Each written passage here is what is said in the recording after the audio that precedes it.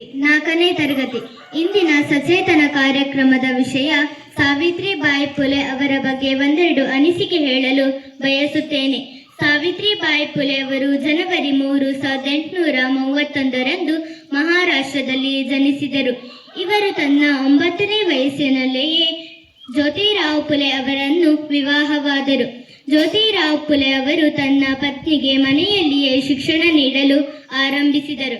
ಇವರು ತನ್ನ ಶಿಕ್ಷಣದ ನಂತರ ಸುತ್ತಮುತ್ತಲಿನ ಹೆಣ್ಣು ಮಕ್ಕಳಿಗೆ ಶಿಕ್ಷಣ ನೀಡಲು ಆರಂಭಿಸಿದರು. ಇವರು ಪ್ರಥಮ ಮಹಿಳಾ ಶಿಕ್ಷಕಿ ಎಂಬ ಖ್ಯಾತಿಗೆ